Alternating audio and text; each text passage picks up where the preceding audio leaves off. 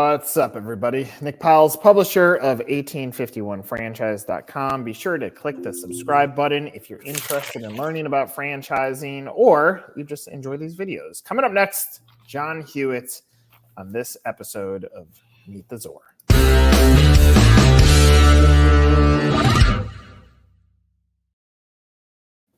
All right, John, I hate my first question because it feels scripted. After that, it's not scripted. And I hate my first question even more because I'm still going to ask it to you, even though you've been in franchising for quite some time. But question one, scripted, everything else unscripted. How did you accidentally fall into franchising? Well, first of all, I consider myself fondly the great-grandfather of franchising. I've been in it for so long. I've been in it for 54 years. I was blessed that my father wanted to be an entrepreneur, and I was born when he was a freshman at Michigan State, and he had 3 children before I graduated. So he never had a chance to go off on his own. He had 5 children pretty quickly and couldn't afford it. Well, when I went to college, he was a CFO of a public company. He decided we should look at buying an H&R Block franchise. And so I was going to the University of Buffalo, lived in a suburb of Buffalo called Hamburg. And he called H&R Block and said, we'd like to buy the Hamburg area as a franchise for H&R Block. And they said, well, as a matter of fact, we're going to open a company office there. Why don't you have your son take our tax course? Maybe he could work for us. So I took an accelerated course in November of 1969, loved it, and started working for H&R Block. And I was blessed that I found what I wanted to be when I was 20 years old. And many people live their whole lives and don't know what they want to be when they grow up. And I've had an incredible 54-year journey in income tax franchising. If you go back to those early moments and you could tell your dad how the journey is going to turn out, what do you think he would have said to you? You're crazy. Everyone would have said that.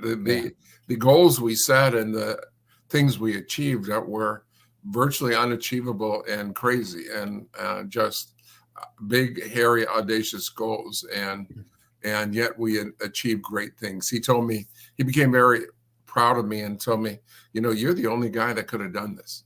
And H&R Block at the time had 9,000 offices. No one else had more than 200. Now Jackson Hewitt has 6,000. And Liberty Tax, which I started later, has 4,000. So I built 10,000 offices against a chain of 9,000. And again, those are unfathomable how that could have happened. I mean, no one would believe that was going to happen when we started this journey, building that software in 1981. To get to that volume of locations, which there are records in professional sports like Wilt Chamberlain's 100 points that will unlikely to ever get beat. In franchising, to hit 6,000 locations and then a 4,000 location brand back to back, highly unlikely that could ever happen again. As you reflect backwards on that level of success, obviously the success has to be built on successful franchisees and franchisees who are scaling and understanding profitability and growth and exit. When you look back on this, what was the true magic to scale? Like, was it your own mental state of being crazy enough to do it? Was it the fact that you were super engaged in franchisee success? What were the secret ingredients to doing that twice? Yeah, certainly, as you said, there's ingredients. There's no one single factor, right? But I've always been committed to a secret of franchising that most franchisors don't know. Can I give you a quick quiz, Nick? You've been in franchising for a long time. So this is not an easy quiz, but there are 4,000 franchisors in the International Franchise Association. 4,000. Get to be in the top 50% of all of the 4,000. Guess how many units you have to have? How many open locations? Boy, I was gonna say 100, but I think I should pull it down to probably less than 50. I'm gonna say 40 locations. Excellent guess. It was 20. So most franchisors fail.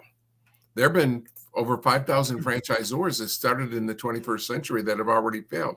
And they failed, Nick, because of this one simple premise that to me, and probably to you, will seem 100% obvious. It's to me, it's easy, slam dunk. How can you not get this? I feel like shaking them sometimes and say, how can you not understand this simple concept? And that is these three words: happy, successful franchisees.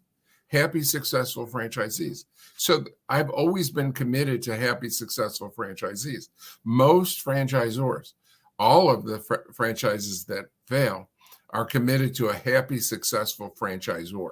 They build a system so they can profit. They don't understand that if the franchisee prospers and is happy, you're unstoppable.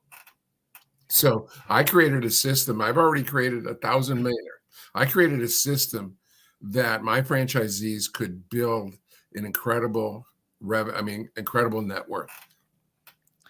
I appreciate that answer tremendously. I agree with you. I mean, ultimately, at some point, this unicorn number of franchises sold turn into the hero of franchising. And so these franchisors go to a conference and they can hear your story and they go, boy, that's what I want to be. And I want to do that in the next 5 years.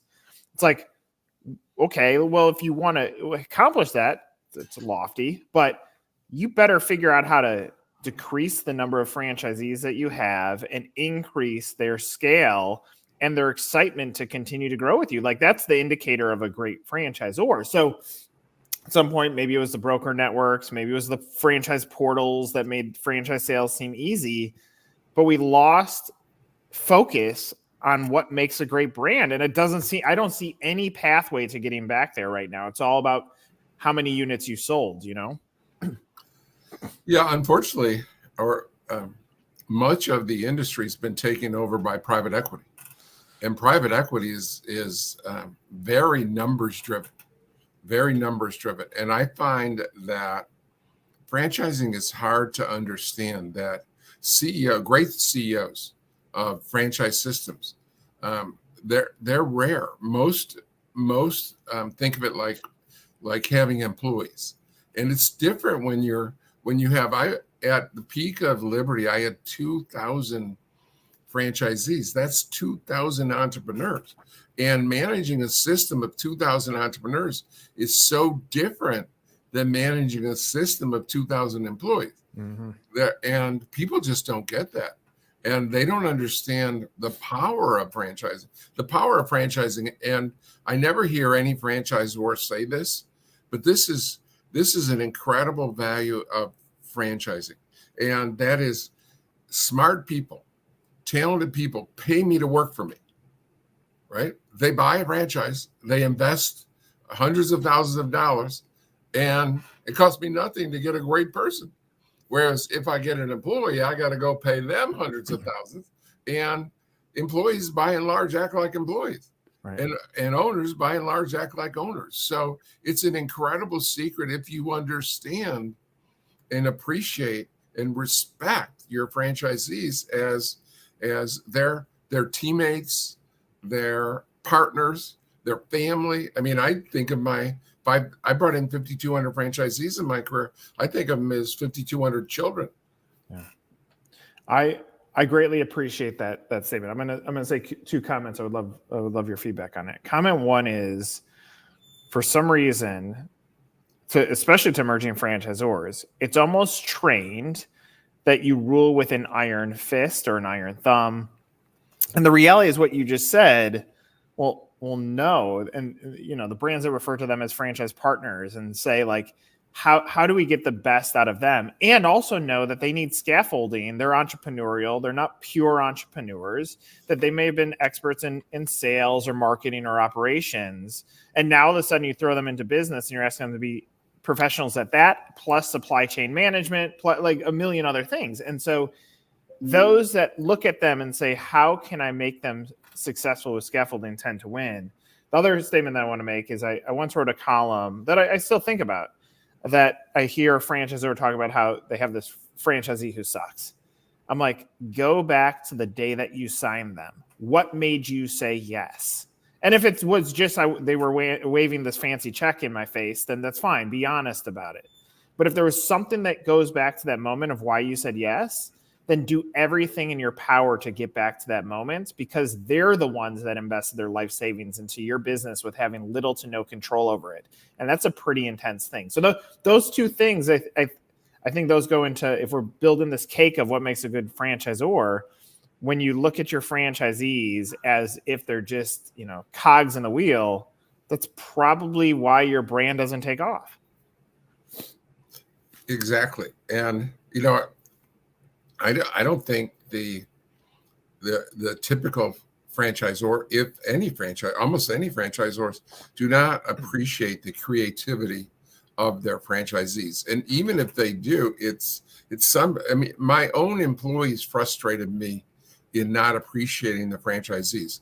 And every franchisor comes up with rules, right? Every office has to be open at 9 a.m. and every office has to do this. And to me, there's an exception to every rule. And I heard a great story, and it's amazing at my age and having been in this business 54 years, how much I can still learn.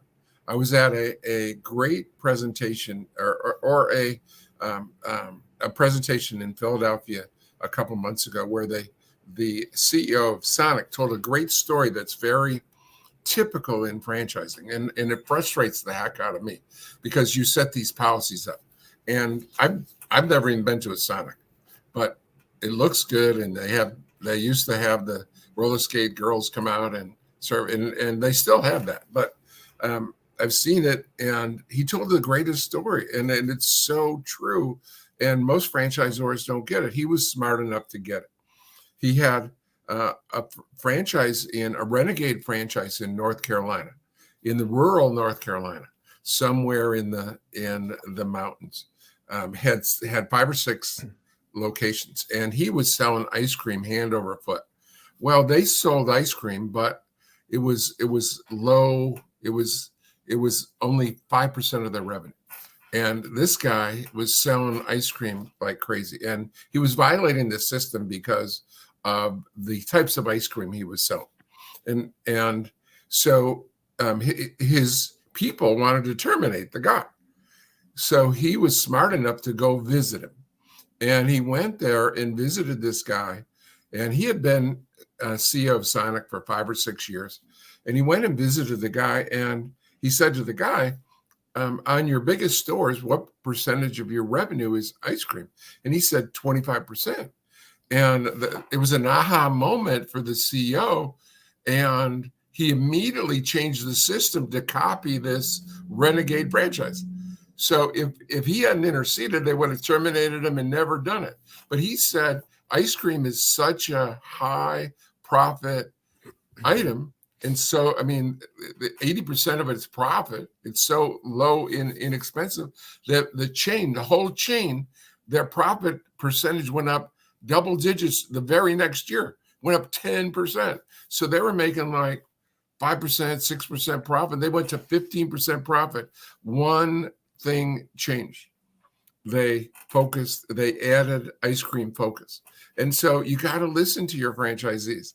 They're creative and thoughtful, and they understand the customer. What I believe is that my franchisees know what our customers need better than I do. I don't talk to any customers. The only tax return I did for the last 40 years was my own, right? I don't go out and mingle with customers.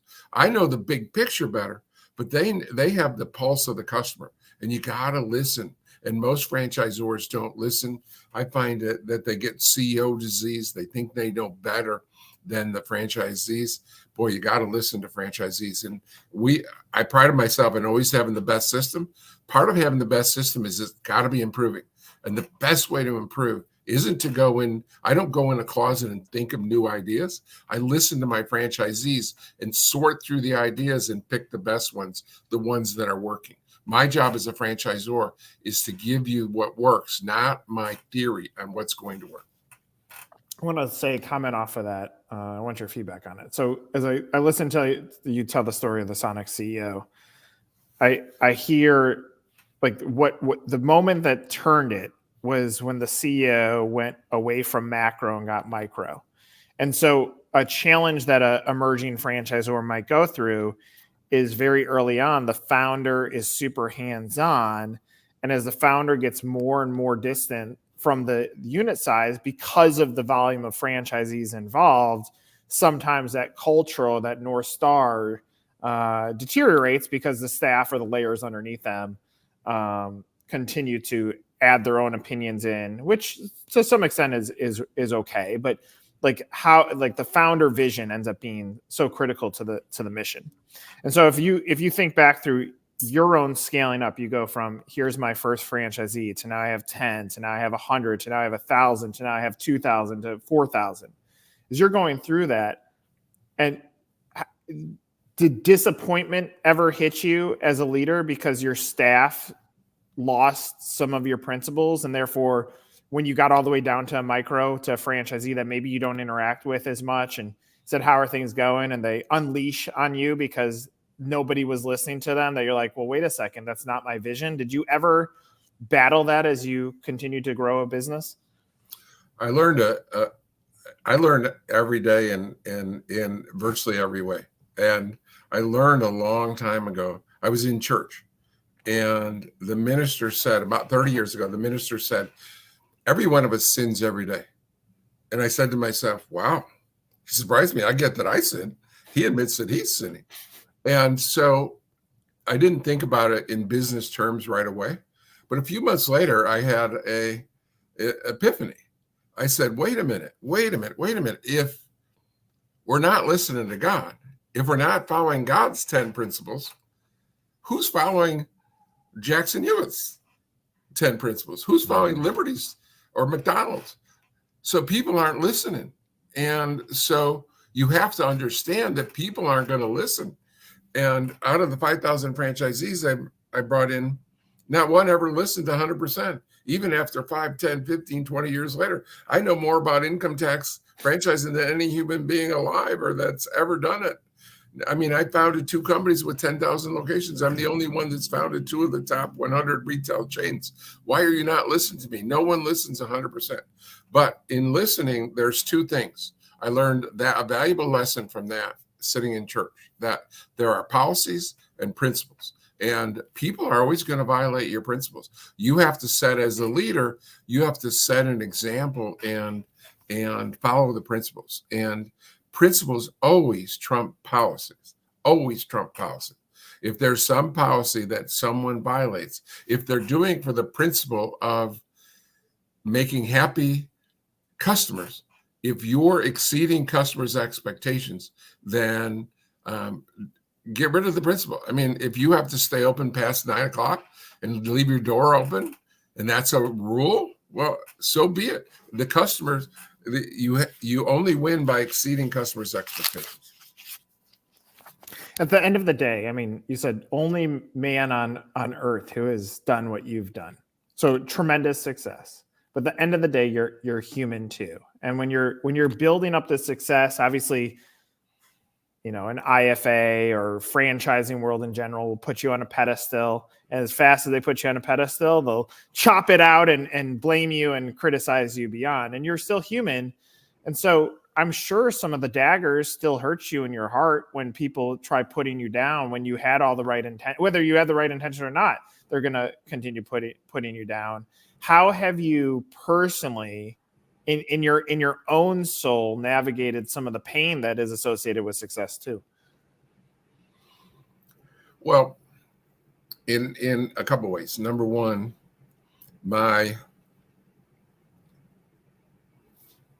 goal is to do more for everyone than they do for me. And I am incredibly grateful for what I've been, all of the blessings that I've gotten in my life. I'm the most grateful. I'm, number one, the most grateful person you ever meet and the most forgiving person. I believe that what God wants most from you is to forgive. You know, I think that when I can't imagine going to face God and him saying to me, please forgive me of all my sins, right? And I made a lot of mistakes, done a lot of things wrong. We all have, right? But I can't imagine him going, say, please forgive me. And he said, but you didn't forgive your ex-wife. You didn't forgive that person that destroyed you in business or beat you up. You didn't forgive them. And so I think we're required to forgive. That's the number one thing. And I can't imagine facing God without having forgiven everyone. But at the same time, I'm just grateful to be, and I'm not good at explaining this. My own 6 children aren't that grateful. I tell them to be alive and healthy and living in the United States of America, growing up, and you're the top 1% fortunate people in the world. And all they do is lament and complain. And I start out every day happy. I go to sleep happy. I've never had a bad day in my whole life. I mean, bad stuff has happened to me. A lot of bad stuff has happened. But at the end of the day, I start out as grateful and understanding that forgiveness is required. So I can't have, I had a civil war that I lost one of my companies in, even though we sold it for $500 million. And people said to me afterwards at Jackson Hewitt, they said, wow, this is your baby. It has your name on it. How do you feel? And I said, well, think of it this way, because I'm just as happy then as the day after I left as the middle of the great journey. And building something from $129,000 investment to $483 million in 15 years, that's incredible blessed, right? I was grateful the whole journey. But at the end of the day, I said, if God came to me and said, I'm going to take your business or one of your children, what do you pick? Well, it's obvious. Take the business. Okay, I'm going to take the business or cripple you. You'll be a quadriplegic. Take the business. Or your son or daughter loses a limb. Take the business. Everything, you have to put things in perspective. And once you do that, then you start out, you got to be grateful. And I'm incredibly grateful and blessed. So comment on your children, and then follow-up question. The comment is, I saw this when I scroll through just random videos, which is a complete waste of time. I recognize that, but sometimes I find a nugget that sticks with me.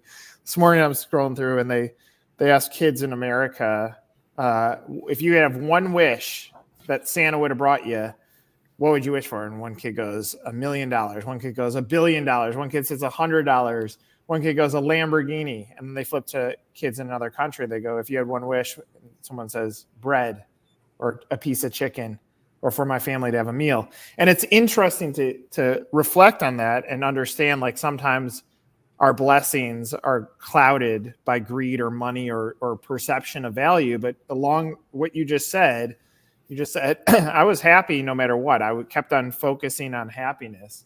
My follow-up is this: now, if you reflect backwards on life, at what point did you learn gratitude? And do you wish you learned it earlier, or did you always have it with you? And how did you get that?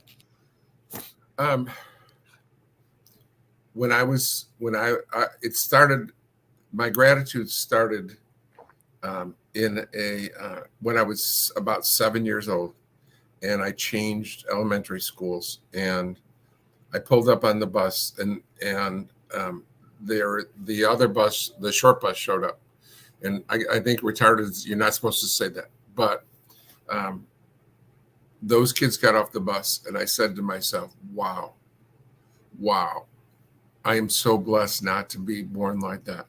And then when I thought about it, I said, I'm not crippled, I'm not blind, I'm not deaf, I'm smart, I've been given so much intellectual capacity and so much ability. And so from that day on, I've never, ever had a day that I didn't feel grateful for the blessings that I've been given. So started about 7 years old that I realized. I didn't realize until then. I didn't think about it. I was a typical kid, not thinking about serious stuff. But when I saw the poor kids that were born with so much less fortunate than me, it changed the way I felt about life. What connects with me on that, we have a client, The Melting Pot, and in their corporate office, the CEO put a swing. And he's giving me a tour, and I said, why did you put a swing? And he said, because when you're on a swing, you remember your childhood, and when you go back to your childhood, creativity comes back. What I just heard on your story, John, is I wish everybody, like, before you throw a dagger, before you throw hate, go back to a moment when you were a kid where things were easier and you recognize that you had a little bit more than someone else. Maybe then this world would be a happier place, because we were all there. We were all there as a child that had something happen. And even those that are less fortunate, they still can point to something that they can look at and feel fortunate for having. And I think sometimes reflection is important in business too, because whether you're a franchisor or you invest your life savings and buy a franchise as a franchisee, at the end of the day, nothing is guaranteed in this life. It is all a guessing game. Why not try to live it with a little bit more peace, you know? Yeah, I think that my favorite story in the Bible is the talent story, and God gave us each talents, and we have all different skill sets, all different abilities. It's our responsibility to live up to our talents and utilize what the blessings we've been given. John, wonderful hearing you share your wisdom. Thank you for doing this. I appreciate getting to know you a little bit more. But thanks for sharing your story. And obviously, I look forward to seeing where it continues. And you still have the same hunger. Hunger doesn't change. Yeah, I told you I've developed 2 of the top 100. I'm on my way to the 3rd time. No one's ever else done 2. They say 3rd time's the charm. I'm going to have 3 of the top 100 retail chains.